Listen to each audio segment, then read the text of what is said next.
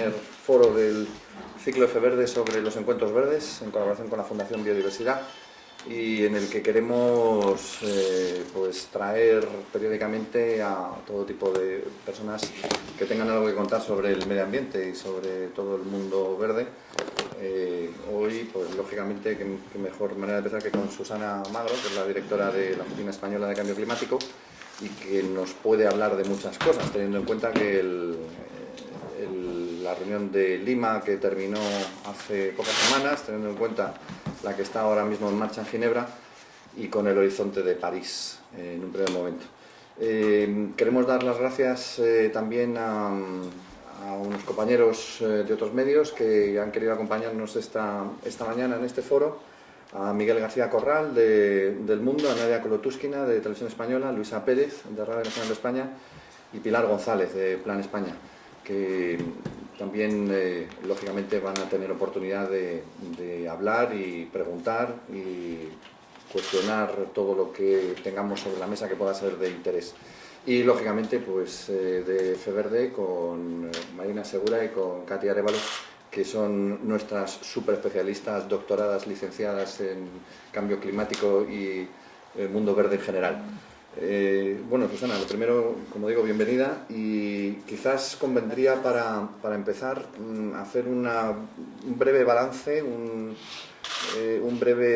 breve exposición no de Lima, porque ya terminó, sino de cómo está el panorama hoy, con la reunión de Ginebra ahora mismo en marcha. ¿Qué expectativas tenéis? ¿Se está avanzando, no se está avanzando? ¿Seguimos atascados en lo de Lima o se ha visto un poquito de luz al final del túnel? Vamos a ver, ahora mismo se está celebrando en Ginebra la primera sesión de negociación tras la cumbre de Lima.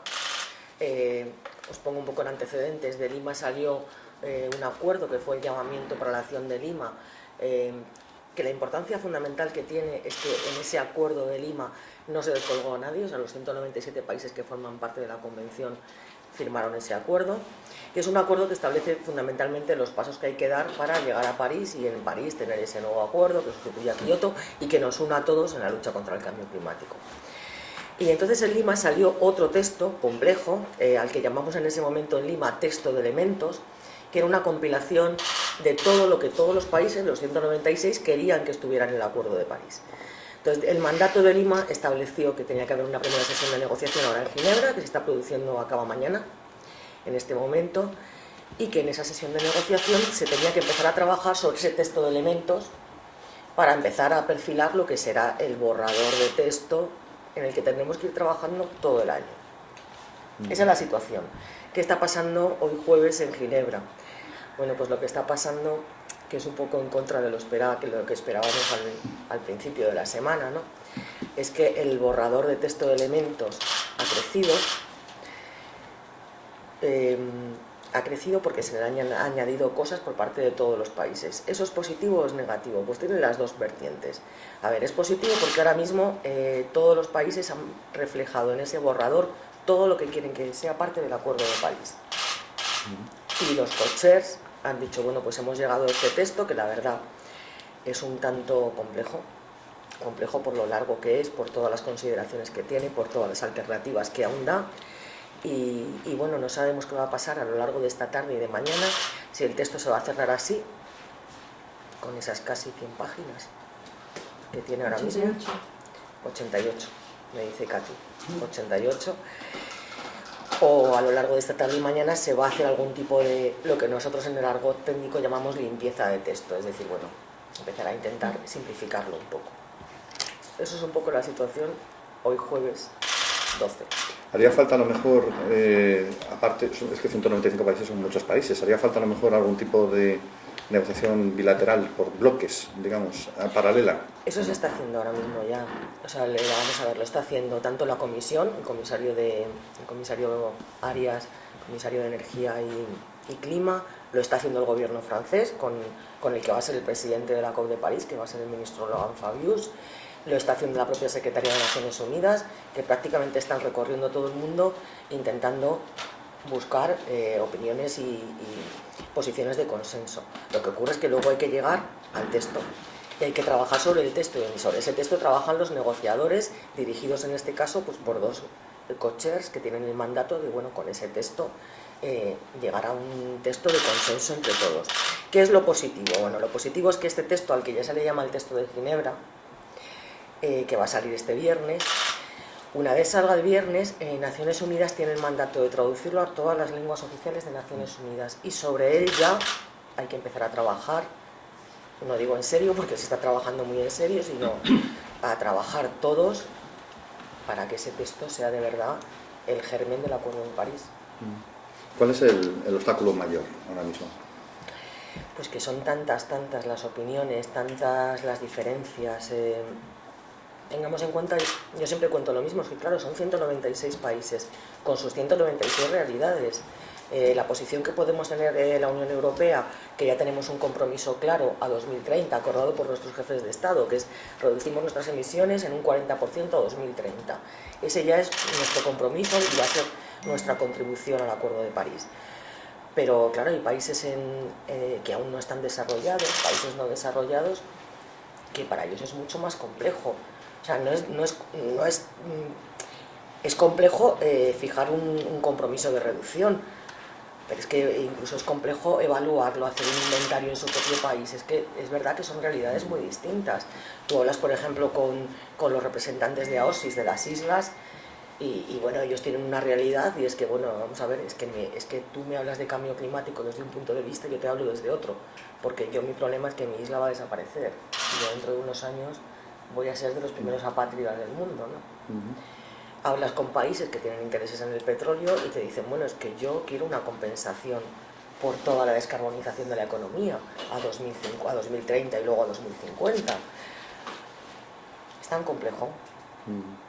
Bueno, pues sentadas quizás un poco las bases de cómo está el tema ahora mismo, abrimos pues el turno de preguntas y podéis proceder. Nosotros pues seguimos preguntando también lo que nuestros seguidores a través de Twitter ya nos han planteado algunas preguntas también para Susana y se las iremos pasando.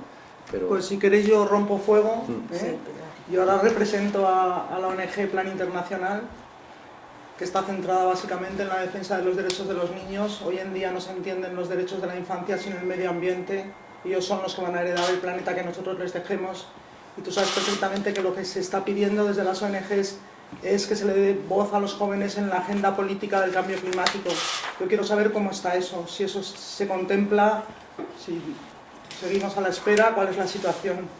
Bueno, vamos a ver, por un lado, en la agenda internacional, en todas las convenciones existe una agenda, por decirlo así, paralela, en la que tiene cabida la sociedad civil, y ahí estarán representados en París, seguro, por lo que yo sé y por las acciones que va a llevar a cabo el gobierno de Francia.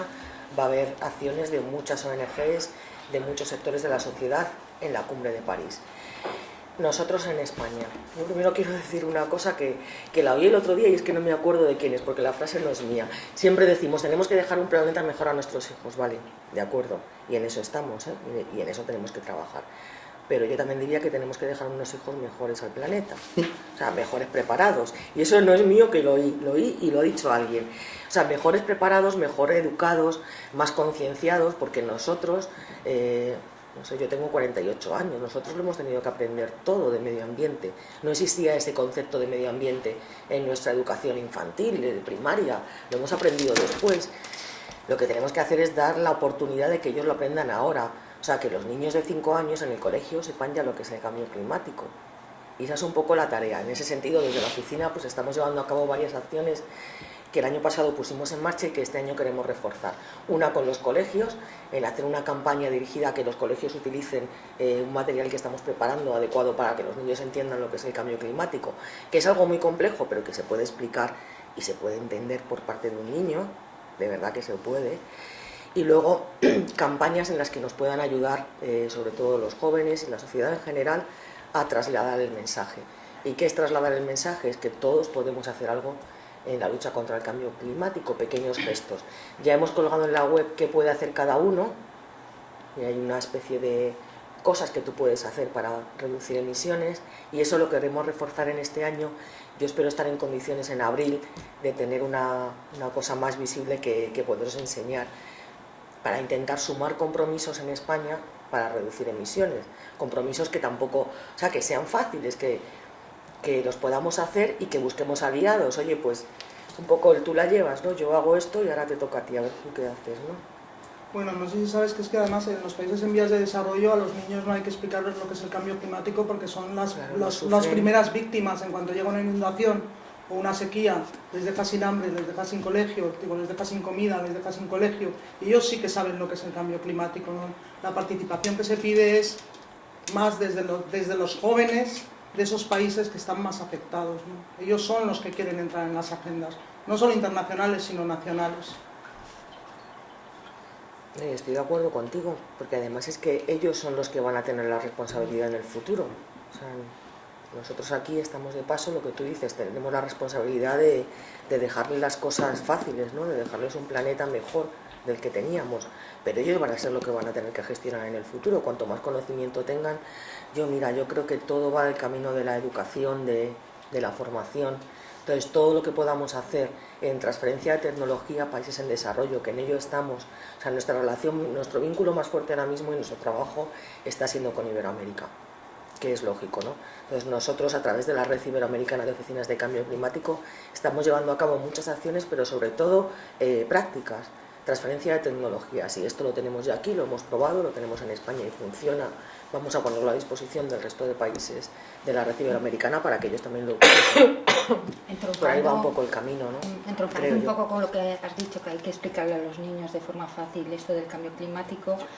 Yo creo que no solo los niños, sino la opinión pública en general. El otro día estaba hablando con un científico y me decía que la divulgación del cambio climático sigue siendo demasiado críptica. Y proponía, por ejemplo, formar un IPCC español y que tuviera caras.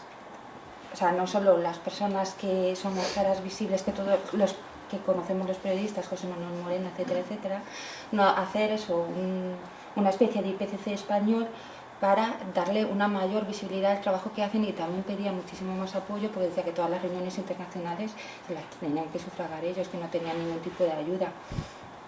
Y decía, es muy fácil cuando la reunión es en Hamburgo, pero cuando es en Nueva Zelanda... ¿Las del IPCC me dices? No, la gente que trabaja en general en cosas de cambio climático y también del IPCC. Bueno, a ver, vamos por partes. Los expertos del IPCC español, que bueno, el más conocido porque es el que más años lleva y porque es el vicechair de uno de los grupos del IPCC. El IPCC es el panel de expertos de Naciones Unidas que se dedica a estudiar el cambio climático, que es que a veces, lo digo porque a veces hablamos con tantas siglas que a veces nos cuesta que nos entiendan, ¿no? Entonces ahí tenemos a un español, que es José Manuel Moreno, que es catedrático y que para mí, fíjate, es la persona que mejor lo explica y que mejor lo comunica. Cojo la idea, porque la idea que me has dado es buena, y es a lo mejor montar un grupo con los españoles que están ahí, que es un grupo de 6 o 7 científicos españoles, y que José Manuel es capaz de explicarlo al máximo nivel y al mínimo. Entonces, a lo mejor de la mano de José Manuel, que es tan buen profesor, podemos hacer ese grupo para intentar trasladar. Yo me lo apunto y cojo la idea, porque ya tenemos unos buenos científicos españoles en el IPCC y hay mucha más gente trabajando. Y como dice él, el IPCC, los españoles que están en el IPCC representan al gobierno español, siempre. Y él dice siempre, las opiniones que damos, los informes que hacemos, están avalados por los gobiernos de todo el mundo. O sea, no somos un grupo de expertos, 3.000 expertos locos que nos juntamos allí y damos unas conclusiones. No, es que esas conclusiones las avalan nuestros gobiernos. Y eso es así. Pero cojo la idea porque es buena, a lo mejor a través de él, que es tan buen comunicador, intentar explicar las cosas un poco más sencillas y que nos entiendan, ¿no? Susana. Miguel. Dos cuestiones. Una primera que tiene que ver con aquella declaración tan fuerte cuando se presentó el informe científico precisamente, y el propio secretario de Naciones Unidas daba por hecho que este tiene que ser el año, ¿no? Que de París tiene que salir un compromiso firme, unos objetivos claros, algo que firme todo el mundo para que estemos en tiempos de evitar catástrofes, ¿no? De evitar los peores daños del cambio climático. En ese sentido parecía que París y que Francia iba a tomar un poco el mando, ¿no? De las negociaciones, y que iba a dar un paso al frente para promover que de París saliese ese posible acuerdo, y parece que en la cumbre de Lima han estado un poquito desaparecidos. A mí me gustaría que valorases un poco si ahora, digamos que Francia ya ha dado diplomáticamente un paso al frente para tomar las riendas y para intentar que de París salga ese posible acuerdo. Y por otro lado, el papel de España, ¿no? Me parece muy interesante que desde el Ministerio de Medio Ambiente y desde tu oficina siempre se lanzan los mensajes, digamos, más esperanzadores y más, digamos, peleones, ¿no? para intentar conseguir un objetivo positivo en la lucha contra el cambio climático, pero parece que las decisiones del gobierno que integra también ese ministerio van a veces en direcciones contrarias. No sé, se me vienen a la mente algunas decisiones del Ministerio de Industria, se me vienen a la mente los retrasos en los pagos del IRENA. No sé si de alguna manera el gobierno tiene que ponerse a remar también en esa dirección y no solo desde el Ministerio de Agricultura, Alimentación y Medio Ambiente. Empiezo por la segunda, que es la más difícil. Perfecto. ¿Te parece? Sí.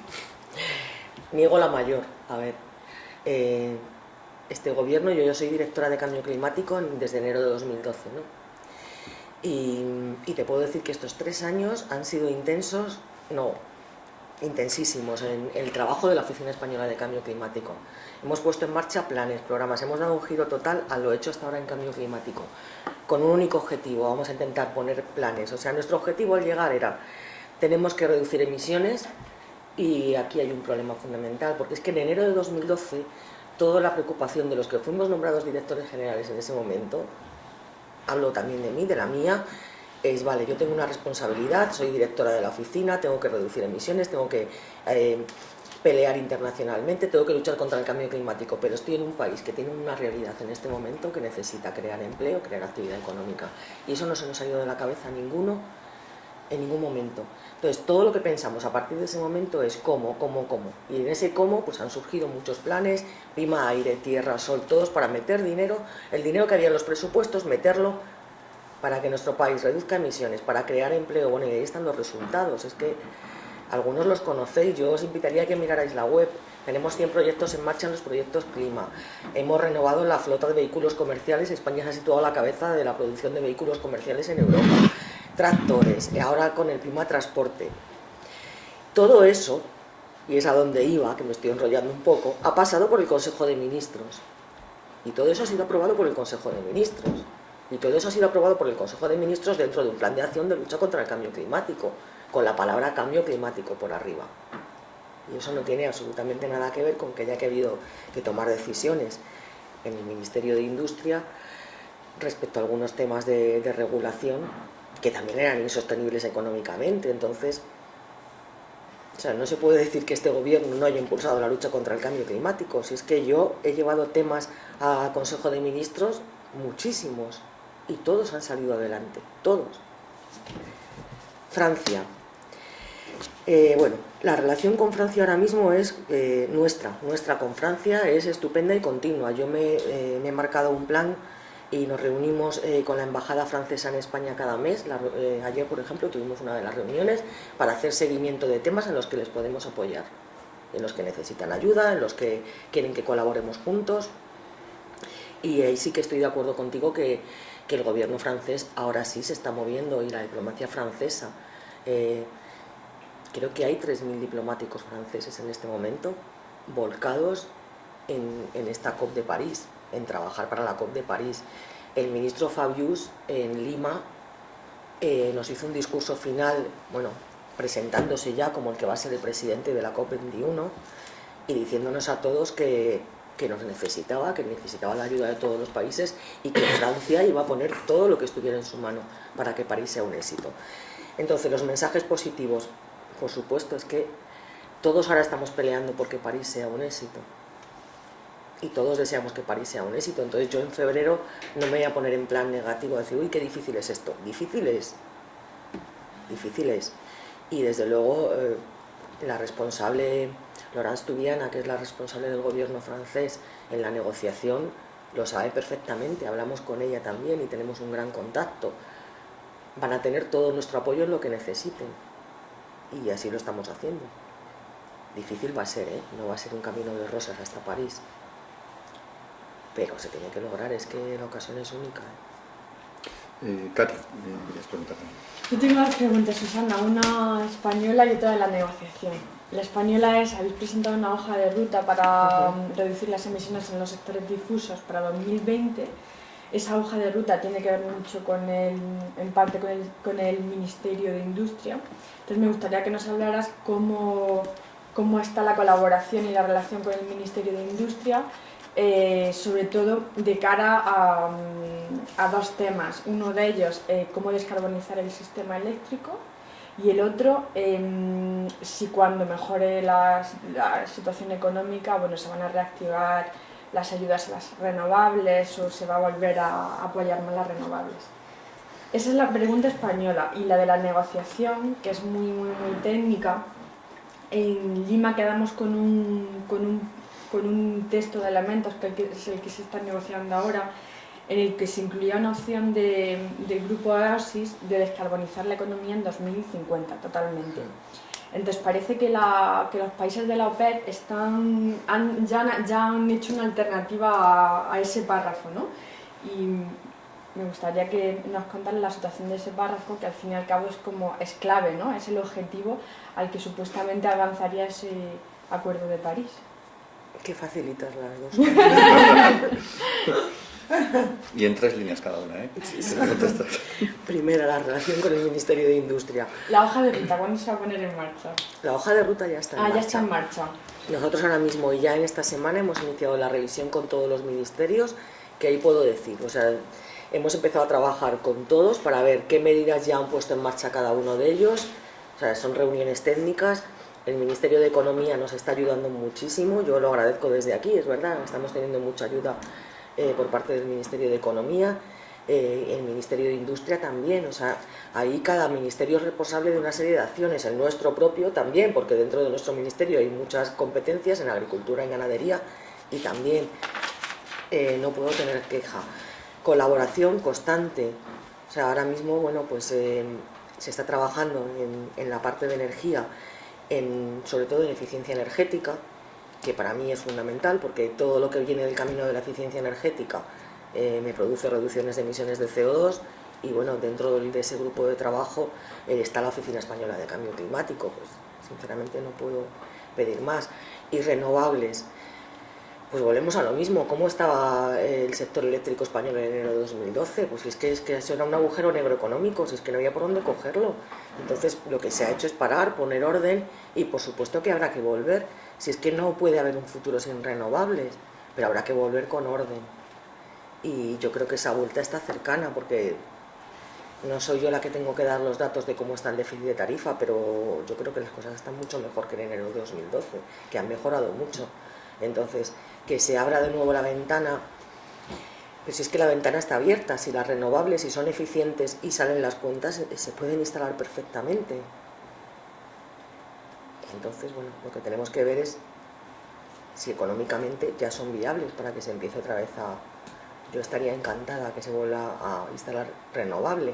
Y ahora tenemos una nueva vía que España ha introducido en el marco 2030, porque no estaba introducida para nada, que es el tema de las interconexiones. Nuestro aislamiento con Francia, el aislamiento de España y Portugal, es que, bueno, pues es que estábamos ahí como en una isla energética. El hecho de que eso se haya desbloqueado y vayamos a pasar primero a un 10% y luego a un 15% de interconexión, nos abre una ventana de posibilidades impresionante.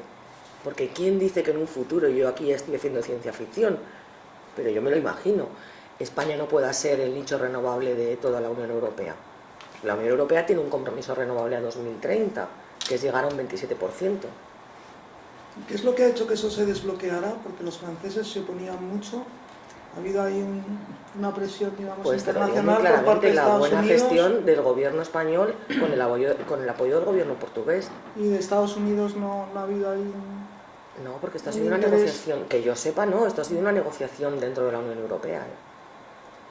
No, era una curiosidad que tenía. Tenemos una pregunta precisamente en el Twitter, que dice: la Unión Europea tiene previsto gastar miles de millones de euros en próximos años en grandes infraestructuras de gas. ¿No sería mejor para el clima, seguridad energética, empleo, centrar ese gasto en redes inteligentes, eficiencia? O sea, que va yo es que por ahí, ¿no? No tengo esa noticia de que se vayan a gastar miles de millones de euros en grandes infraestructuras de gas. El próximo día 25 Casi 26-25.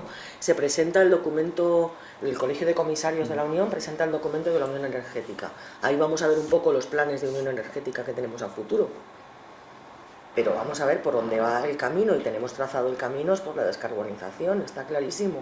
De hecho, nosotros tenemos ya aprobado el marco a 2030. Ahí el compromiso es claro, 40% de reducción en 2030. Pero tenemos ya la hoja de ruta, el mapa a 2050, el mapa trazado. Y tenemos que llegar a un 90% de reducción, que es prácticamente la descarbonización total. Igual la pregunta se refiere a las grandes infraestructuras de almacenamiento que la UE obliga a tener por el tanto por ciento de seguridad. Eso es lo que te iba a decir, lo que pasa es que tenemos unos problemas de seguridad de suministro, y más con lo que estamos viendo ahora con Rusia y con Ucrania, que tampoco nos la podemos jugar. Entonces es un equilibrio muy complicado. Yo quería volver al tema de los escollos dentro de esas 88 páginas que se están negociando en Ginebra, porque estábamos hablando que hay países incluso cuyos gobiernos les cuesta reconocer todavía el cambio climático y más todos los esfuerzos que hay que hacer. Si nosotros te preguntásemos por qué obstáculos ves tú en esos... Miro a Katy porque como estuvimos en Lima y un poco allí lo vives, ¿no? Porque ves a las delegaciones, pues es que los hay de todo tipo. Vamos a ver, por una parte, el obstáculo de seguir planteando esto es una lucha de países desarrollados contra países no desarrollados. La Unión Europea, España, opinamos que eso se tiene que acabar. O sea, aquí en París es como vamos a volver a empezar, olvidémonos de Kioto, ¿vale? Kioto ha funcionado y ha servido para lo que ha servido, para que un grupo de países que somos la Unión Europea y 4 o 5 más nos comprometamos con unos objetivos, pero eso ya está superado. Lo que buscamos en París es otra cosa, es un acuerdo en el que todo el mundo, además lo dice así el texto, todo el mundo, o sea, todos los países se comprometan en la medida de sus posibilidades. Y todos tenemos posibilidades, los países desarrollados, por supuesto, tenemos más responsabilidad y tenemos que contribuir más, y así lo estamos demostrando porque en Lima se consiguió movilizar 10.000 millones para el Fondo Verde para el Clima, para ayuda a los países no desarrollados a que pongan en marcha acciones de lucha contra el cambio climático, pero aquí todos tenemos que participar en la medida de nuestras capacidades y posibilidades. Entonces, ese es uno de los escollos, lo que llamamos la diferenciación, ¿no? Que se acabe con esa diferenciación, que todos seamos responsables en la medida de nuestras posibilidades. Otra cosa que comentaba antes también Katy, ¿no?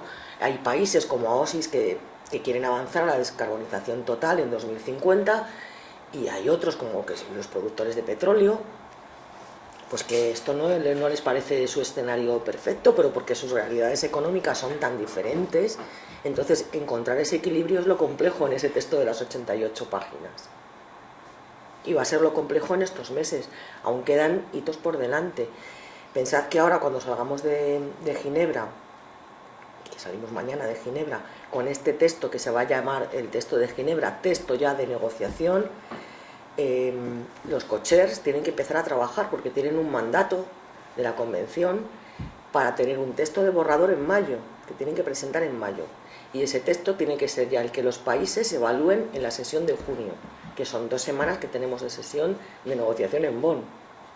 Después de eso, ya ha anunciado la Secretaría de Naciones Unidas, después de eso lo lógico hubiera sido, bueno, pues después de la sesión de junio ya nos vemos en París. No, la Secretaría de Naciones Unidas ya ha dicho que va a organizar otra sesión probablemente en el mes de agosto y otra en octubre. O sea, esto da un poco idea de la voluntad política que hay de no dejarlo todo al azar.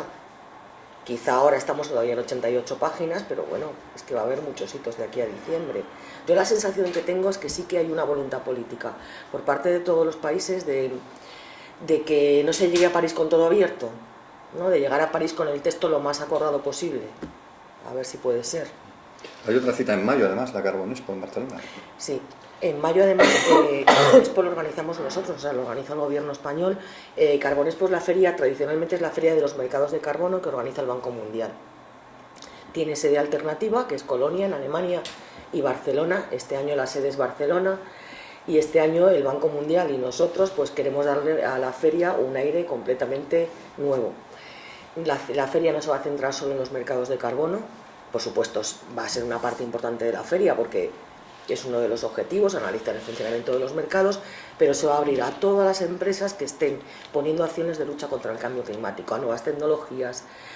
Vamos a tener además, tenemos ya confirmada la presencia de Cristiana, la secretaria ejecutiva de la convención, nuestra ministra por supuesto estará allí, y bueno, pues vamos a invitar a ministros de toda Europa y de todo el mundo a que estén en Carbon Expo, porque claro, Carbon Expo en mayo va a ser un momento muy especial, probablemente tengamos ya el texto de borrador presentado y queremos aprovechar esta Carbon Expo también para hablar de la negociación hacia París. Entonces bueno. Luisa, ¿tienes alguna pregunta? Bueno, no, mi idea era preguntarle a Susana por qué pasa después de mañana, que me lo acabas de comentar. Pues que nos claro. queda un añito de calendario muy complejo. ¿Y España tiene alguna prioridad en esas 88 páginas que tiene que defender? Las de la Unión Europea. O sea, nosotros vamos en bloque con la Unión Europea. Tened en cuenta que en Naciones Unidas los países de la Unión, los 28, no tenemos voz como tal. Habla la Unión Europea en nombre de todos. Entonces, nosotros tenemos un paso más complejo y es que primero tenemos que hacer coordinación de la Unión Europea cada día. O sea, los 28 nos coordinamos para después, en las negociaciones, tener esa posición común. Entonces, ahora mismo en el grupo de negociación hay 2 personas de la Oficina Española de Cambio Climático, las mayores expertas en negociación que hay en España, lo puedo decir así de claro porque es verdad, y una de ellas también es negociadora, forma parte del grupo de negociadores de la Unión Europea, y bueno, pues ese es el trabajo diario. Entonces, nuestra preocupación en este momento que nadie se salga del acuerdo, o sea, que estemos todos, que sigamos todos juntos, los 196 países, que todo el mundo esté cómodo, que no haya tensiones en este momento, porque aún queda mucho este país. Y que a partir de ahora, bueno, pisemos un poquito el acelerador. Has dicho bien antes que Kioto era poco más o menos que un compromiso de 4 amiguetes, porque fue así, era un porcentaje muy bajo de las emisiones globales. En la Unión Europea no somos 4 amiguetes, pero vale. Me refiero a nivel global de emisiones, era la Unión Europea y 2 más. Y desde el punto de vista porcentual no estaban los grandes emisores y era un poco más un gesto que otra cosa. Entonces ahora se está planteando un acuerdo muchísimo más ambicioso, pero no estamos hablando mucho de los grandes emisores. Me gustaría que nos comentases un poco el papel que están tomando Estados Unidos, China, India y el resto de grandes emisores que no se comprometieron. Habéis visto que Estados Unidos y China llegaron a un acuerdo bilateral, a un compromiso bilateral entre ellos de reducción de emisiones, que es importantísimo. O sea, es importantísimo sobre todo para impulsar el proceso, porque es que Estados Unidos y China, solo ellos dos, son el 40% de las emisiones mundiales, o sea que solamente con que ellos dos se comprometieran pasábamos del 10% que somos la Unión Europea más el 40% al 50% del mundo, ya estaría, ¿no? Entonces es muy importante que Estados Unidos y China se movilicen. Estados Unidos ha cambiado de actitud totalmente, ha pasado a una actitud proactiva, positiva, en las negociaciones está, pues, lo que llaman los negociadores actitud positiva, que parece una tontería, pero es que no lo es. O sea, cuando un país quiere avanzar, quiere ceder, eso es lo que está haciendo Estados Unidos, y la verdad es que la Unión Europea y Estados Unidos en la cumbre de Lima colaboraron mucho. Y de China os puedo contar poco, porque es que no sabemos. O sea, sabemos que el gobierno chino ha dicho que se comprometía a reducir sus emisiones a partir de 2030, pero ¿qué va a pasar de aquí a 2030? La clave va a estar ahora. Sabéis que Naciones Unidas ha dejado un plazo para que los países presenten sus contribuciones al Acuerdo de París. Sus contribuciones es poner ya blanco sobre negro, es yo me comprometo a esto. ¿Cuándo acaba ese plazo? En octubre. Sí, hay mucho plazo, lo que pasa que en Lima lo que se dijo es que en la medida de sus posibilidades se instaba a las grandes economías a presentar sus contribuciones en el primer trimestre. La Unión Europea lo va a presentar en el primer trimestre, a ver qué hacen los demás. Entonces un poco hay esa expectación de a ver qué contribución presentan las grandes economías, ¿no? El peor escenario sería precisamente ese, que China y Estados Unidos se caigan, precisamente, y entonces... ¿Cuál es la peor hipótesis que manejáis? ¿Cuál es la peor hipótesis que manejáis? ¿Esa sería la peor hipótesis posible? Sería mala, desde luego, a mí no me gustaría en absoluto. Pero yo es que no lo contemplo porque Estados Unidos ha trabajado mucho para conseguir ese acuerdo con China. Pero es Obama y sabemos que Obama tiene... Pero ya ha anunciado, por ejemplo, cuándo la van a presentar y todo. No sé, es un trabajo que ¿Os da la que el sensación de equipo que Obama se americano- quiere llevar esto en el saco antes de irse? Yo pienso que sí, todo el trabajo que se ha hecho por parte de la delegación americana y de la delegación china ha sido enorme. Llegar a este acuerdo Estados Unidos-China no debió ser nada sencillo, nada ¿India? sencillo. Pues India no está muy por la labor. O sea, India es uno de los países menos progresistas que se dice en esto de la lucha contra el cambio climático. India está un poco, de momento, como esto no va conmigo. Pero también os puedo contar que la diplomacia francesa se está volcando en trabajar con el gobierno indio. Lo que pasa a Obama, si no tiene el apoyo, ¿no?, de las cámaras, poco va a poder hacer, ¿no? Bueno, pero todo depende de cómo sea el acuerdo de París. Si es jurídicamente vinculante, si no lo es. La clave O sea, quizás podría ser más... un acuerdo mínimo y entonces a lo mejor... No de mínimos, podría ser un acuerdo en el que hubiera un núcleo duro de acuerdo, que se fuera, por así decirlo, renovando cada 3, cada 5 años, o que se diera la flexibilidad del que se quiera vincular jurídicamente se vincule, que la Unión Europea no tenemos problema, ya estamos vinculados jurídicamente por nuestras propias directivas. Yo lo que creo... Sí, pero sería un fracaso eso, si no es jurídicamente Sí, vinculante. compromiso. Lo que sería un fracaso es que no hubiera compromisos. Ah, pero Bueno, además, pero no ata igual un compromiso que Es que otro. tener un Siempre se acuerdo y ha luego estado- no poder llevarlo Vamos a a ver, cabo. nosotros, Unión Europea, ¿qué quisiéramos? ¿Cuál sería nuestro escenario ideal? Que el acuerdo fuera jurídicamente vinculante, lo hemos dicho siempre, porque nosotros nos queremos comprometer con todas las de la ley. Queremos que nos revisen, porque es que ya lo estamos haciendo y queremos presentar nuestros inventarios. Ahora, si hay países que no quieren, ¿es razón suficiente para que no haya ningún acuerdo? No. Hay países con legislaciones muy complejas, muy diferentes a la nuestra. Por eso en Lima se dijo que cada uno se comprometa en la medida de sus posibilidades y capacidades. Sí, pero ese Y ya se compromiso acordó puede en ser Lima. vinculante o no, y era uno de los objetivos por los que pasaba el éxito de... Vinculante es. Ahora, el término jurídicamente, es que yo no soy jurídica, ¿eh?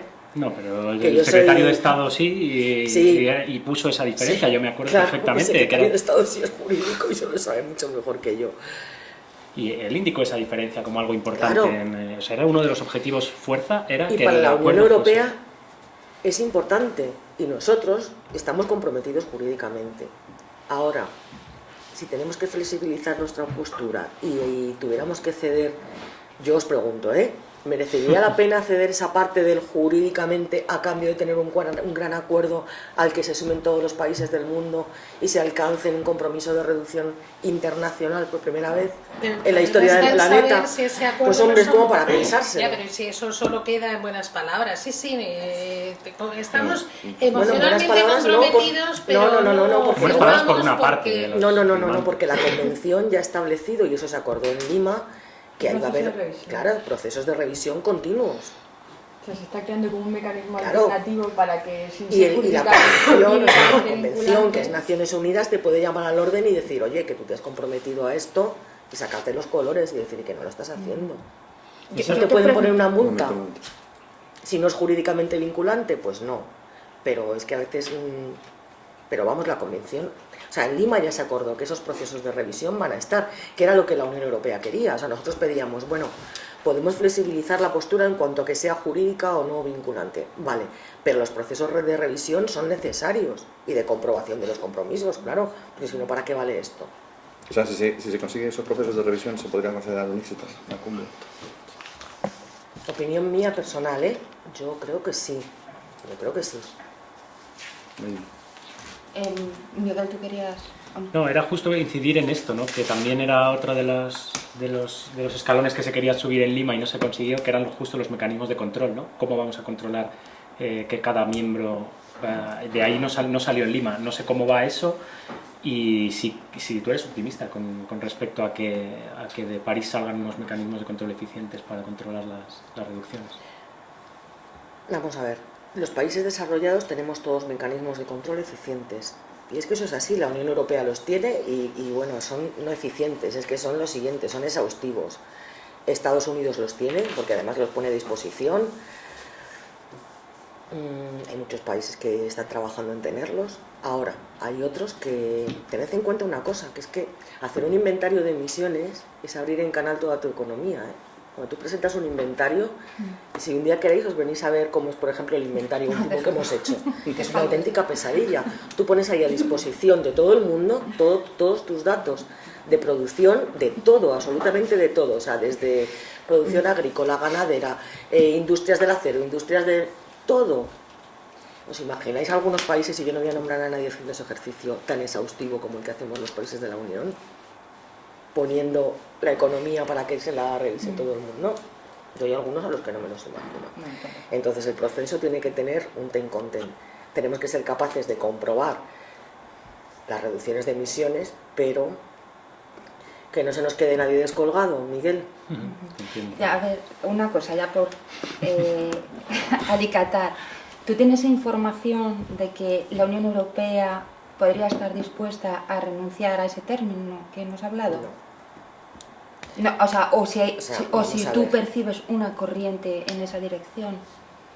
La Unión Europea está trabajando ahora mismo de la mano con el gobierno francés y están haciendo todos los esfuerzos. O sea, el comisario, el gobierno francés están recorriéndose ahora mismo todo el mundo para buscar consensos. Sí, Entonces yo creo que todavía no es momento de eso, porque como el texto ahora está en 88 páginas, pues es que aún no estamos en ese momento, pero bueno, llegará. Llegará, y yo creo que en la Unión Europea siempre hemos sido flexibles. O sea, siempre la Unión Europea ha tirado de este carro de la lucha contra el cambio climático. Entonces, la Unión Europea intentará que el proceso no descarrile, por supuesto. Llegado ese momento, efectivamente, podría llegar a... O sea, es que el proceso no puede descarrilar. Tenemos que llegar a París y tenemos que conseguir un acuerdo en París. O sea, sí. Se intentará, ¿no? Sí. Y en el caso español no solamente la Unión Europea, el tema americano, los países americanos estáis echando una mano para sacar adelante sus... Nosotros siempre hemos trabajado, pues en estos años, además que es un trabajo interesantísimo y que aporta mucho a los dos lados, tanto a los países iberoamericanos como a nosotros, a través de la RIOC. La RIOC es una red, si a alguien le interesa, tiene una página web específica, que es RIOC, es RI, OCC, Red Iberoamericana, Oficinas de Cambio Climático, ¿no? Ahí estamos agrupadas todas las oficinas de cambio climático de Iberoamérica. Y lo que hacemos son cada año un par de talleres. Entonces lo que intentamos hacer es transferencia, lo que contaba antes, transferencia de tecnología. Este año el taller, que se hace en Madrid en marzo, empezamos el día 24 creo, y coincide que toca en Madrid, lo vamos a dedicar a preparar las contribuciones para París. A escuchar a los países, a ver qué es lo que los países necesitan y bueno, pues ayudarles en la medida de nuestras posibilidades a preparar esas contribuciones. Aparte de una herramienta que nosotros hemos desarrollado, que nos ha costado un congo, no de dinero, sino de esfuerzo, porque la hemos hecho internamente en la oficina, que es una herramienta informática con la que hemos hecho esa hoja de ruta difusos 2020, ¿no? Bueno, pues la herramienta la queremos poner a disposición de todos los países, porque es un programa informático en el que te permite, bueno, hacer proyecciones de emisiones en función de las medidas que tú tomes, y otra segunda parte de ese taller va a ser poner a disposición de todos los países para que, con un pequeño curso de formación, para que el que quiera utilice esa herramienta en su país. ¿Habéis detectado apoyo ahí en América a los objetivos de la Unión o no? Los países iberoamericanos, quiero decir. Es que Iberoamérica está muy dividida. También O sea, va cada uno por su lado. Iberoamérica, lo hablaba el otro día con uno de los representantes de la RIOC, es curioso, Iberoamérica casi que es el único continente que no va en bloque en las negociaciones, es muy curioso. Hay intereses muy contrapuestos, hay grupos regionales muy distintos, entonces en este sentido la negociación no podemos hablar como Iberoamérica un bloque, ¿no? En Iberoamérica pues está desde Venezuela, que tiene unas opiniones muy propias y muy curiosas, a, por ejemplo, países como Perú, que es proactivo total, que incluso ha sido donante para el Fondo Verde para el Clima, Chile, que también es un país muy activo, están los países menos desarrollados de Iberoamérica, que, bueno, pues que son los que más están sufriendo los efectos del cambio climático. Es que están distintas realidades, pero lo curioso es que cuando nos sentamos fuera de lo que es la negociación, cuando nos sentamos a trabajar las oficinas de cambio climático en proyectos concretos, como uno que hemos hecho el año pasado, para ver los impactos en la costa iberoamericana, trabajamos de cine. El problema es que, claro, cuando ya te pones a negociar un tratado internacional, pues ahí entra ya en juego otras cosas. Luisa, no, quería preguntar eso precisamente, cómo se cocinaban ahí todos los ingredientes de ese cocido que son tan diferentes y tan dispares, sobre todo. ¿Qué países están ahora mismo? Mencionabas Chile y Perú. No sé si hay alguno más que destacarías como por su compromiso en la lucha contra el cambio climático, y quiénes por contra son los más reticentes, bueno, por sus diferentes razones. No me hagáis meter el dedo en el ojo a los representantes de los países, Luisa. A ver, yo digo Perú porque el cambio de Perú es que ha sido significativo. También es cierto que, claro, Perú acaba de ser la presidencia de la anterior COP, y ahí el presidente, que fue el ministro Manuel Pulgar, para mí hizo un trabajo de cine. O sea, es que Manuel Pulgar fue el que consiguió que Lima saliera adelante, y os lo digo como lo siento. Los que estuvimos allí vimos que ese hombre hizo todos los esfuerzos para que Lima al final tuviera un acuerdo, ese llamamiento de Lima. Y por eso digo que Perú está siendo muy proactivo, y de hecho él sigue en la negociación ahora mismo. Él está en Ginebra estos días en la negociación, y él va a estar en Carbon Expo. O sea que Perú está haciendo mucho trabajo. Luego pues hay países que ponen muchas chinas en las ruedas de la negociación y que siempre ven una pega a todo, y hay otros que están desaparecidos. ¿Quién está un poco desaparecido y se le echa un poco de menos? Pues por ejemplo podríamos hablar de Brasil. ¿Quiénes están constantemente hablando de temas de financiación, de bueno, esto a cambio de aquello? Pues Bolivia. Tú lo has dicho. Bolivia, Venezuela. Katy. Yo tengo una pregunta que nos ha mandado Antonio Cerrillo, el compañero de La Vanguardia, para que te hiciéramos. Y la pregunta es que ¿cuánto destinasteis el año pasado al plan PYME de coches? Al PYME. PYME. Sí. PIMA. PIMA Aire. De coches, y cuánto destinasteis a proteger la naturaleza de los efectos del cambio climático. Anda mi madre. Cerrillo, qué majo. Un saludo a Cerrillo. A ver, Cerrillo, le contesto. Vamos por partes. Aquí había que hacer, desde enero de 2012, yo llevo 3 años de directora, había que poner en marcha una estrategia nueva, porque es que no existía hasta ahora, de incentivar que nuestras empresas, que nuestros sectores difusos, que son de los que responde el Estado, y que son esos de los sectores difusos, el transporte, la agricultura, el sector residencial, empezaran a reducir sus emisiones. Eso lo hemos hecho a través de unos planes que son los proyectos Clima. Ya tenemos 100 proyectos en marcha, que han creado empleo, que están reduciendo emisiones ya, y que nos ha costado, pues, primera convocatoria 2012, 2013, y hemos ido aumentando el presupuesto para ir consiguiendo reducciones de emisiones. Luego, PIMA Aire. ¿Por qué PIMA Aire? El PIMA Aire es un plan de renovación de furgonetas. ¿Y por qué furgonetas? Bueno, existe un plan que es el PIBE, que lo lleva el Ministerio de Industria, pero no cogía los vehículos comerciales. ¿Por qué los vehículos comerciales? Bueno, porque detectamos que en las grandes ciudades, y eso lo sabéis, hay un problema de contaminación, que no es CO2, la contaminación es con partículas, NOxes, que también está asociado con las emisiones de CO2. Entonces teníamos un parque de vehículos comerciales muy ligado a la pequeña empresa y a los autónomos, completamente envejecido. Oye, ¿por qué no meter dinero para intentar que ese parque se renueve? Hemos hecho 4 versiones del PIMA Aire porque ha funcionado genial. ¿Cuánto hemos gastado? Pues creo que han sido entre 45 y 50 millones, no te sé decir 50 creo que es la cifra exacta, ¿no? 50 millones en estos 3 años. No con presupuesto de la oficina solo, presupuesto parte de la oficina, parte del Ministerio de Hacienda.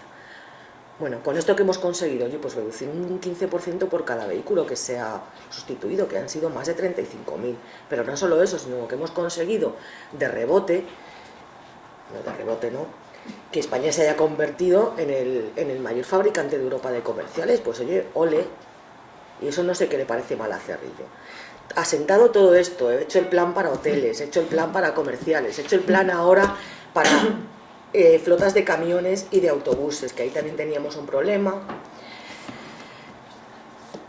El proyecto de huella de carbono para certificar oficialmente a toda empresa española, la hoja de ruta para 2020. He hecho todo esto, pues este año, ya por fin, y digo ya por fin porque es que había que asentar un poquito lo demás para empezar a reducir emisiones. Tenemos una partida importante de 12 millones para hacer proyectos de adaptación al cambio climático. ¿En dónde? En nuestras costas, en nuestro medio natural y en nuestro medio hídrico. Lo presentaremos en un mes porque lo estamos ultimando. Explícanos un poco esos proyectos. ¿Qué tipo de proyectos se van a Pues hacer mira, en son España de proyectos, adaptación? son proyectos y la verdad es que el plan va a estar chulo, espero. Va a estar chulo y sobre todo, bueno, ya no es que esté chulo, es que va a ser la primera vez que se ponga en marcha proyectos concretos para adaptación al cambio climático con nombres y apellidos en tal sitio, en tal pueblo, en tal playa. Entonces son 12,1 millones. Ahora mismo estamos viendo el listado de proyectos porque este plan, que se llama PIMA Adapta, lo estamos haciendo conjuntamente las 4 direcciones generales del Ministerio: Costas, Aguas, Medio Natural, o sea, Calidad Ambiental y Medio Natural, y la Oficina de Cambio Climático y yo. Y entre los 4 pues estamos diseñando qué obras son las fundamentales en función a qué o en base a qué, pues a donde existe más riesgo o más necesidad de proteger a la naturaleza. Entonces ahí pues la Dirección de Costas ha evaluado, ya tiene su listado de la carta de lo que yo quiero hacer este año, carta de las obras que yo quiero hacer, Aguas igual, y bueno, pues ahora lo que estamos viendo es cómo cuadramos el presupuesto. Más o menos sí que os puedo adelantar que unos 8 millones más o menos irán a obras de actuaciones de protección de la costa, de regeneración de dunas, o sea, obras concretas para paliar los efectos del cambio climático en la costa, y el resto se repartirán entre aguas y actuaciones en medio natural que seguramente serán en parques nacionales. ¿Ya tenéis definidas las zonas de la costa en las que queréis actuar? En toda España. En toda España, va a estar salpicado, digamos. Sí, es que no te puedo decir ahora el número de proyectos, pero son más de 30, ¿eh? O sea, cuando digo en toda España, igual alguna provincia no, pero está la cosa muy repartida. ¿Dónde se supone Y que este es? plan, Perdón. queremos que continúe el año que viene, o sea que este año se hace una primera, con este presupuesto que tenemos de 12,1 millones, hacemos una primera tacada de obras, lo que veamos más urgente, y continuaremos el año que viene. Pero esa radiografía que habéis hecho, ¿es que está toda esa zona, toda esa costa afectada, todo como dices en toda España, o hay algunas zonas más afectadas que otras? O sea, son puntos, ten en cuenta que la Dirección de Costas tiene personal en todas las costas, o sea, las demarcaciones de costas tienen vigilantes en todos los tramos de costas. Esa gente que yo les he visto trabajar, o sea, conocen su tramo de costa, el tramo de costas que es de su competencia lo conocen palmo a palmo, o sea, ellos saben dónde hay un problema, donde la playa hace 10 años era de otra manera y está desapareciendo porque se la está llevando el mar, por ejemplo. O sea, es que eso se conoce perfectamente. Entonces lo que estamos haciendo es ver todas las propuestas que han llegado de las demarcaciones de costas, de lugares concretos donde se han detectado problemas. Aparte tenemos un estudio que hemos hecho con la Universidad de Cantabria, que estudia los efectos del cambio climático en la costa española, y casando esas dos cosas es de donde vamos a sacar los puntos concretos en los que empezar las actuaciones. Tal y como has comentado, hay muchísimos trabajos en marcha y se han hecho muchas cosas, pero da la impresión de que no le ha llegado al ciudadano de a pie. El día este que se quiere montar del cambio climático puede servir para cambiar esa concienciación, para que los españoles tomen más conciencia del tema. Pues seguramente si no le ha llegado al ciudadano es porque yo no lo he explicado lo suficiente o es verdad. No, pero a lo mejor no hay un interés en el ciudadano como lo puede haber en el Yo ciudadano creo de que otros sí que hay países, ¿o no? interés, porque cuando yo estoy en la calle, yo soy un ciudadano, Sí. yo hablo con mucha gente a lo largo del día y es que son temas que a la gente le interesan. Es que yo no creo que no haya interés, a lo mejor es que lo que no somos capaces es de trasladar esa información. Aquí estáis vosotros. O sea, yo no sé si yo lo cuento bien o lo cuento poco, igual yo lo debería contar más, pero claro, es que yo no puedo ir casa por casa llamando a la puerta, ojalá tuviera el tiempo, ¿no? Ya me encantaría de poder discutir y hablar con los ciudadanos y que me llegaran sus propuestas, que por cierto digo, a través de la web, pues ahora esa ventaja siempre la tenemos, ¿no? Que podemos interactuar un poco, el que quiera de verdad que me escriba. Pero ahí os lanzo un poco el reto a vosotros. Pero quizá también los expertos siempre son muy reticentes, ¿no? Cuando les preguntas por... Pero tú me estás viendo a mí reticente No. esta mañana, Nadia. Pero sí que es cierto que cuando pides ejemplos concretos siempre te dicen, bueno, nos tenemos que esperar para ver si esto es tendencia o no. Y a nosotros, por ejemplo, nos cuesta muchas veces poner ejemplos, ¿no? Pregunta, un caso concreto. El año pasado el temporal en el norte. Sí. Un supertemporal. Sí. Claro, la pregunta, ¿esto podría ser parte del cambio climático? Los expertos dicen, bueno, es que tenemos que esperar para... ¿Qué dicen los expertos? Pero si es que además eso da igual. O sea, mi teoría es Es tan complejo decir, porque técnicamente ningún científico te va a decir, mira, este temporal sí es efecto del cambio climático y este no. Lo que te dicen los científicos es que cada vez va a haber más temporales, que los temporales serán más frecuentes, igual que te dicen que la temperatura va a ir subiendo y que eso es así, o sea, que las proyecciones de aumento de temperatura pues no van a parar. Y si tú ves las proyecciones que ellos tienen a 2050, son de aumento de temperatura. Entonces lo que ellos te dicen es que los temporales se van a producir y van a ser cada vez más frecuentes. Yo lo que digo, bueno, vamos a prepararnos. Si eso es así, si ese es el escenario que vamos a tener... Porque temporales, en la costa cantábrica ha habido toda la vida. Ahora, si el periodo de retorno, que es el periodo en el que se produce un temporal, era, no sé, me lo voy a inventar, una vez cada 50, y resulta que ahora vamos a tener un temporal importante una vez cada 3 años, oye, pues la cosa es preocupante. Es a eso a lo que nos tenemos que preparar. Y cuando yo digo, es que me da igual si es por los efectos del cambio climático, pero si es que tenemos que actuar igual. O sea, si las proyecciones que nos están dando los científicos es que los temporales van a ser cada vez más frecuentes, bueno, pues ahí es donde tenemos que hacer el trabajo. Por eso tenemos que empezar a adaptarnos. Que es una palabra que a mí no me gustaba mucho al principio, ¿no? Porque a veces cuesta entender lo de adaptación al cambio climático, parece un poco como que te resignas, ¿no?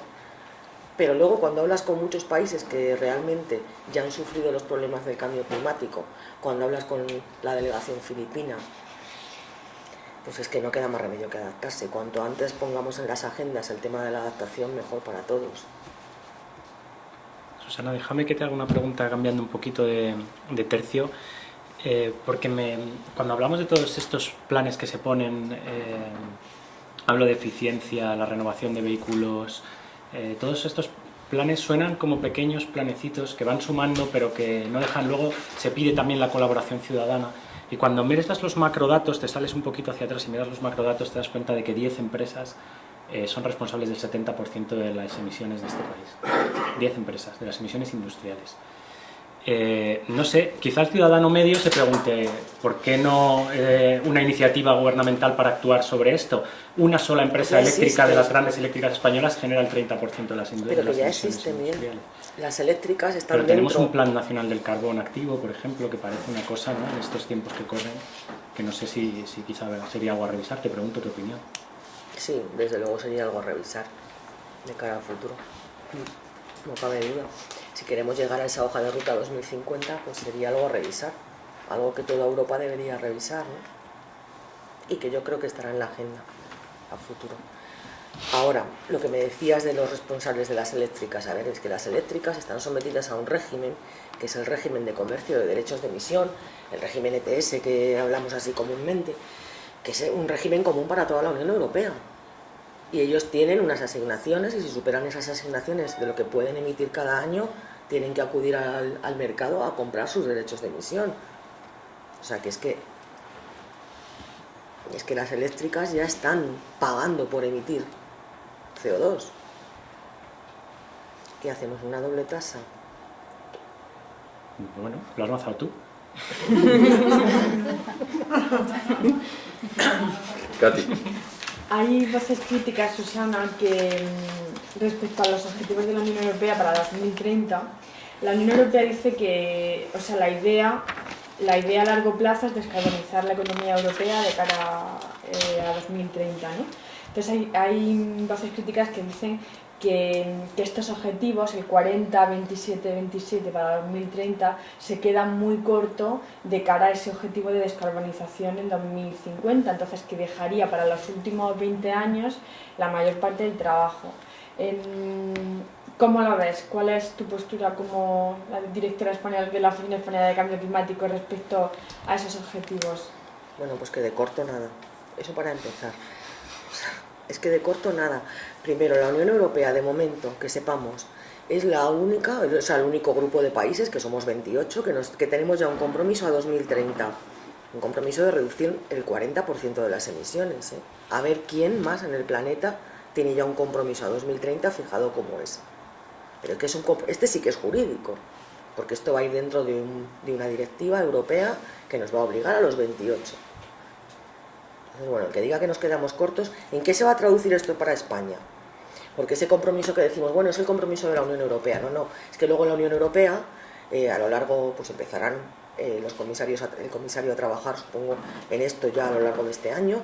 Ese compromiso del 40% nos lo va a repartir a los 28 países, y a cada uno, con nombres y apellidos, nos va a tocar.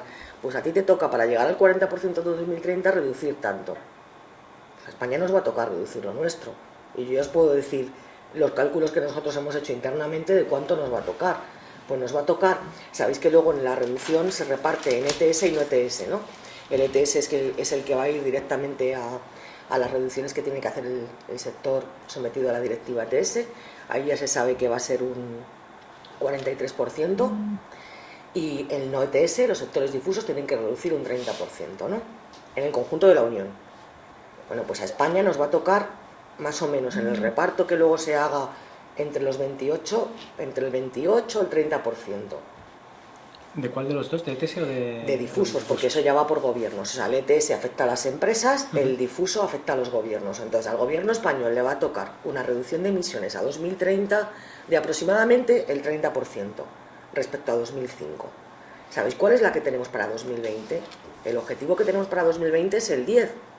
El que vamos a tener para 2030 se multiplica por 3. A mí que me cuenten dónde está el poco esfuerzo. Porque es que de verdad que no lo veo. Que multiplicar por 3 tu esfuerzo en 10 años, pues a ver qué país del mundo.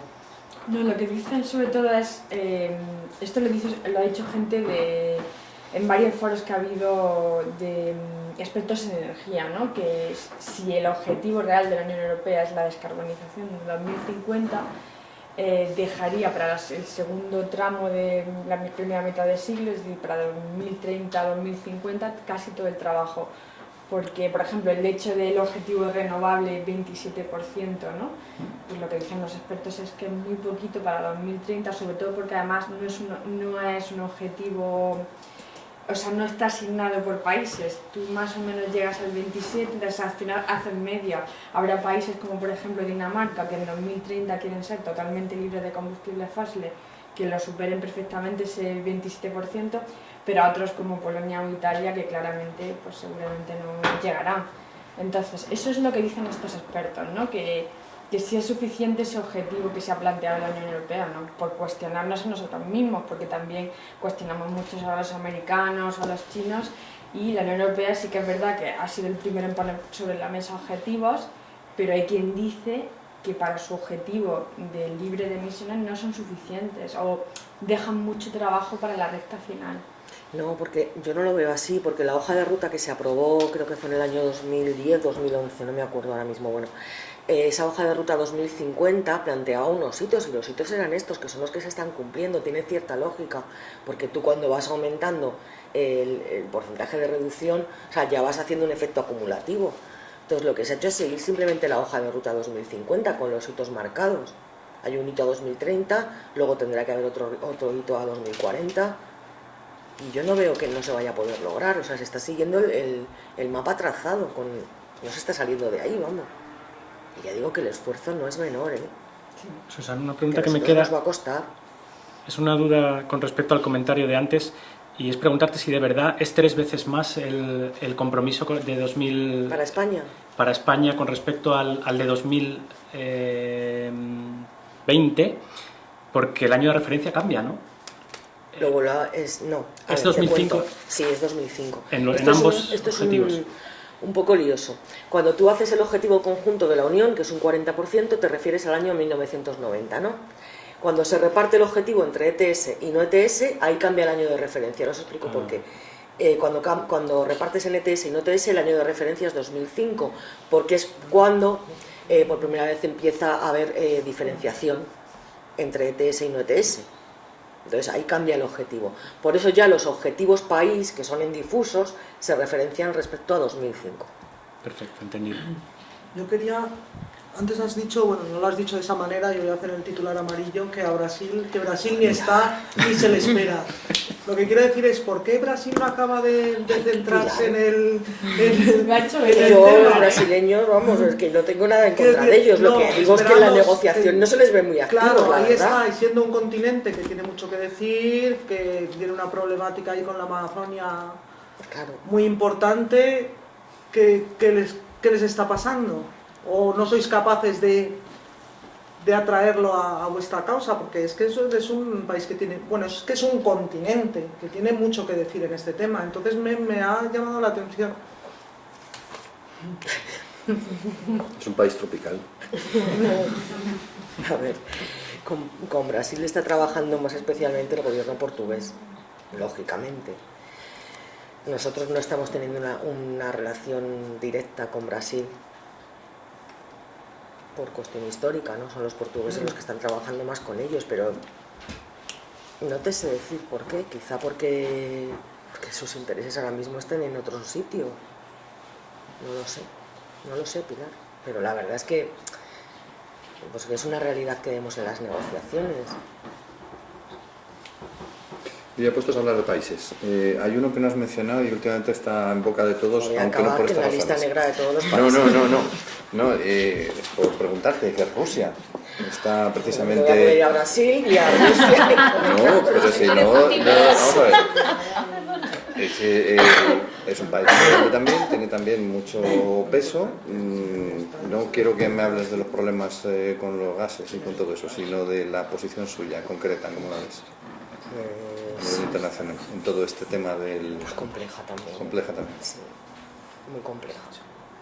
La verdad es que Más sí. allá del tema Muy del gas, compleja. están en su línea también especial. Claro, también hay que tener en cuenta pues un poco con lo que hablábamos antes, que cada país tiene sus condiciones económicas y bueno, Rusia, pues todos sabemos un poco, ¿no?, del tema energético en Rusia, cómo es, y compleja. Tampoco hemos visto una gran presencia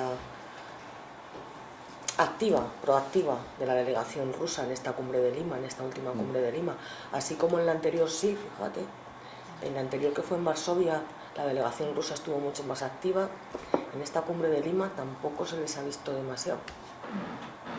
Puede ser que haya esa falta de voluntad política que a veces, porque antes decíamos, para que lleguen los ciudadanos, claro, tiene que contarse bien, tiene que tal, no por parte tuya, ni siquiera por parte del gobierno español.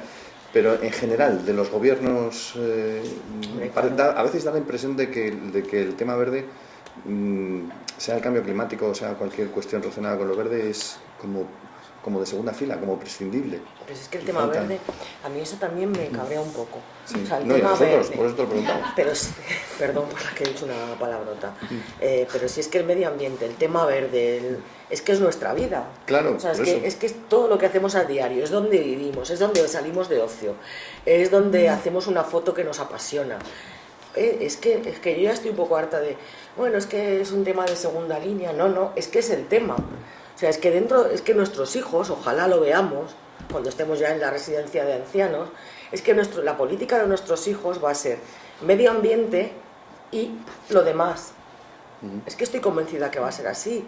Y esto que hablamos ahora como la gran novedad, el crecimiento verde, es que no va a haber ningún crecimiento que no sea verde, pero en muy pocos años. Y ese cambio nosotros lo vamos a ver, que ya no estamos empezando a ver, pero es que eso va a ser la revolución espero que de este siglo. Espero, porque si no... Quería preguntar, hemos hablado anteriormente de las relaciones entre los ministerios. ¿No te da a veces un poco rabia, hablando del carbón, por ejemplo, las decisiones que adopta Industria José Manuel Soria en el tema del carbón? Porque tú trabajas por un lado y sin embargo luego estas políticas del carbón lo que te están haciendo dinamitando un montón también.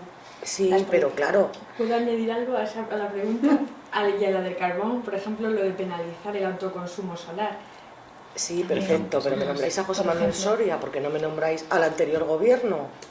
Porque Claro, ahora porque es mismo que... Porque no estabas tú, el compañero de porque no estabas tú, estabas No, ya, Vais pero del yo os mismo cuento, barco. ¿quién puso en marcha las subvenciones al carbón en España? Joder, que no fue José Manuel Soria, Pero no las que ha todos contado. sabemos quién fue. Que quien puso en marcha las subvenciones al carbón en España por algo muy concreto y muy determinado fue el gobierno de Zapatero. Entonces, no sé, que en 3 años aquí hemos tenido que solucionar muchísimos problemas, muchísimos. Pero que no se nos olvide también de dónde venimos. Entonces sus razones habrá, quizá en este momento no sea el mejor, pero yo ya os he dicho antes y me he mojado, Sí, sí. Sí, que por eso. evidentemente el camino no va a seguir a futuro por seguir subvencionando el carbón. No es el camino que me imagino, ni el que yo quisiera. Ahora, claro, no soy la única No, el único condicionante no es lo que opine la directora de Cambio Climático.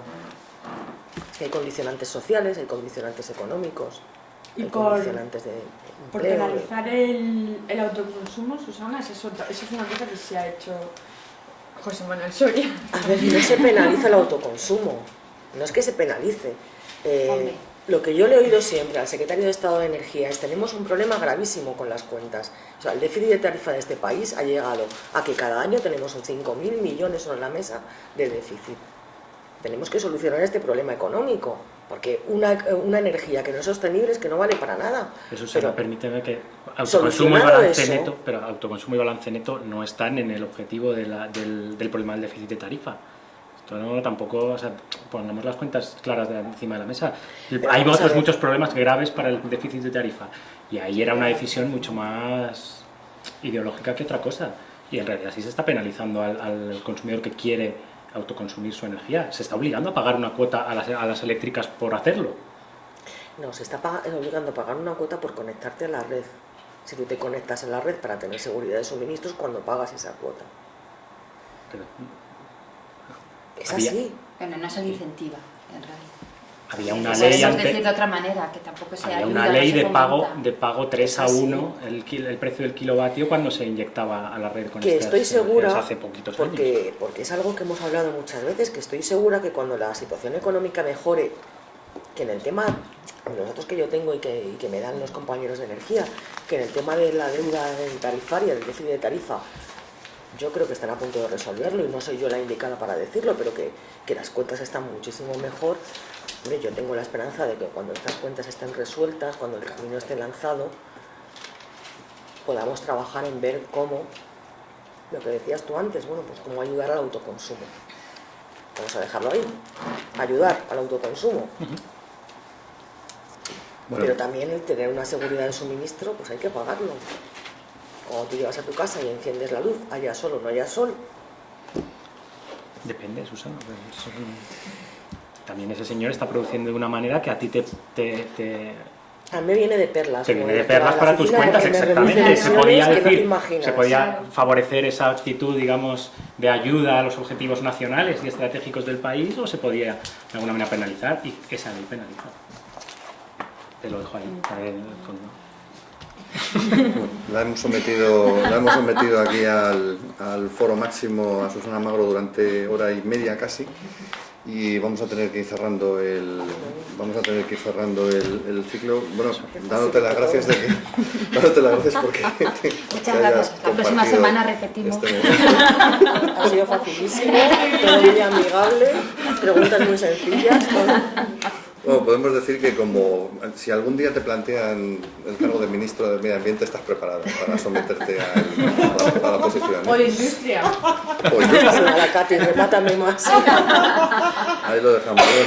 Bueno, insisto, agradecemos a Susana Magro, directora de la Oficina Española de Cambio Climático, que nos ha acompañado en este primer foro del ciclo de los encuentros verdes, y a todos los compañeros que han estado también de otros medios, a Miguel García Corral del Mundo, a Nadia Colotusquina de Televisión Española, a Luisa Pérez de Radio Nacional y a Pilar González de Fundación de Plan España. Y bueno, ya a Katy Arevalo y a Marina Segura, que han estado también en F Verde siguiendo este espacio y este foro. Gracias y bueno, hasta la próxima.